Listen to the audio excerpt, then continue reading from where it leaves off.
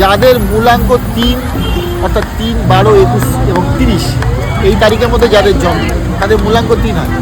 আর এই যদি আপনার ডেট অফ বার্থে পুরোটা কাউন্ট করে অর্থাৎ ডেট, মাস আর বছরটা কাউন্ট করে যদি 3 আসে তাহলে বুঝবেন আপনি 3-এর যাবেন। এই 3-এর যাদের নিউমোলজিতে নাম্বার আসছে তাদের এই বছরটা কেমন যাবে, অর্থাৎ 2026 কেমন যাবে। 2026 মানে 1-3 মানে হচ্ছে রবি, ওদিকে বৃহস্পতি। রবি বৃহস্পতির মধ্যে গুড় বা যোগ হয়। এই যোগ অতীব শুভ, সোনার সোহাগা বলে। রবিরও সঙ্গে সোনার সম্পর্ক, এদিকে বৃহস্পতির সঙ্গে সোনার সম্পর্ক। অনেকে রবির সঙ্গে তামার সম্পর্ক বলে, কিন্তু রবির সঙ্গে সোনার সম্পর্ক আছে। সোনা 2 সোনা স্কোয়ার। এখানে ব্যাপার হচ্ছে একটা সোনার সোহাগা। আপনার যদি 3, 12, 21 বা 30-এ জন্ম হয় এবছর অতীব শুভ যেতে চলছে, তাদের জন্য খুব শুভ সময়।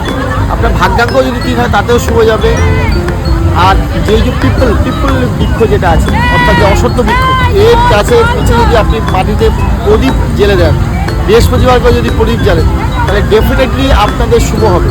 আপনার ঘরের উত্তর পূর্ব দিক যদি নোংরা না থাকে তাহলে ডেফিনেটলি শুভ হবে, হতেই হবে।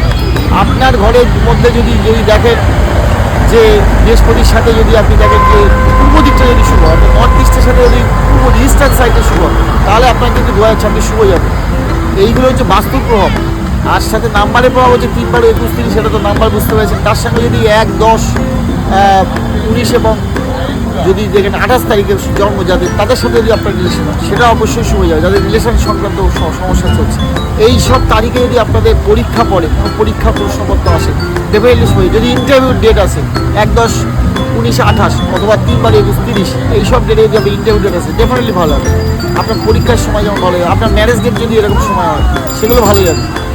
বাস্তু হলে এইভাবে ভালো যাবে। কালার থেরাপিতে আপনি ইয়েলো কালার বা রেড কালারটা ইউজ করবেন। Red colour, yellow colour, pink colour, 3টে কালারই আপনার জন্য শুভ হবে। Thank you.